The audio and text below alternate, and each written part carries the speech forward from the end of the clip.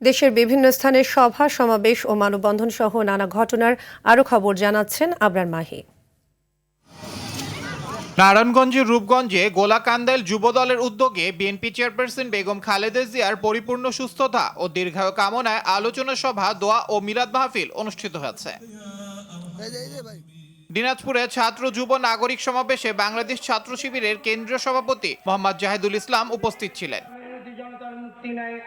পটুয়াখালী এক আসনে নির্বাচনী মোটরসাইকেল শোডাউন করেছেন ইসলামী আন্দোলনের প্রার্থী মাওলানা আবুল হাসান বুখারী। মহান বিজয় দিবস উপলক্ষে পিরোজপুর পৌর জামায়াতের উদ্যোগে মাসব্যাপী পরিষ্কার পরিচ্ছন্নতা ও জনসচেতনতা কর্মসূচির উদ্বোধন করেন পিরোজপুর এক আসনের জামায়াতের প্রার্থী মাসুদ সাইদি। টাঙ্গাইলের নাগরপুরে ইসলামী আন্দোলন বাংলাদেশের কর্মী সমাবেশ অনুষ্ঠিত হয়েছে। নাগরপুর সরকারি Jadunath pilot model school and college মাঠে এ কর্মী সমাবেশের আয়োজন করা হয়। ফরিদপুরের কর্মরত প্রিন্ট ও ইলেকট্রনিক মিডিয়ার সাংবাদিকদের সাথে নবাগত পুলিশ সুপার মোহাম্মদ নজরুল ইসলামের মতবিনিময় সভা অনুষ্ঠিত হয়েছে।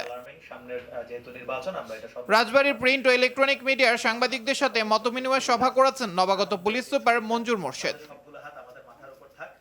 কুমিল্লা সিটি কর্পোরেশনের সব অফিস তামাকমুক্ত ঘোষণার দাবিতে মতবিনিময় সভা অনুষ্ঠিত হয়েছে। সভার প্রধান অতিথি ছিলেন কুমিল্লা সিটি কর্পোরেশনের প্রশাসক মোহাম্মদ শাহ আলম। বরিশালের কীর্তনখোলা নদীর তীরবর্তী চরকাওয়া খেয়াঘাট ইজারা প্রদানের পায়তারার বন্ধের দাবিতে মানববন্ধন অনুষ্ঠিত হয়েছে। নেত্রকোনা জেলার প্রধান নদীগুলোর পানি সম্পদকে টেকসই ও সমন্বিতভাবে ব্যবস্থাপনার লক্ষ্যে পরিচালিত সম্ভাব্যতা সমীক্ষা করা হয়। জেলা পানি উন্নয়ন বোর্ডের আয়োজিত এই কর্মশালা অনুষ্ঠিত হয়। রাঙ্গামাটিতে এনইআইআর সংস্কার, সিন্ডিকেট প্রথা বিলোপ ও মোবাইল ফোন আমদানির সুযোগ উন্মুক্ত করা সহ বিভিন্ন দাবিতে দোকান বন্ধ করে মানববন্ধন করেছেন মোবাইল ব্যবসায়ীরা।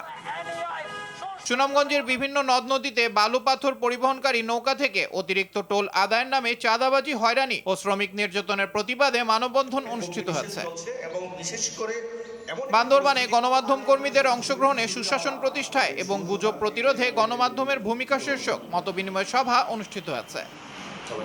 একই জেলায় শুরু হলো বান্দরবান পার্বত্য জেলা পরিষদ gold cup football tournament. Balloon উড়িয়ে টুর্নামেন্টের শুভ উদ্বোধন করেন জেলা প্রশাসক শামীম আরাউরিনী। আবরার মাহি, RTV।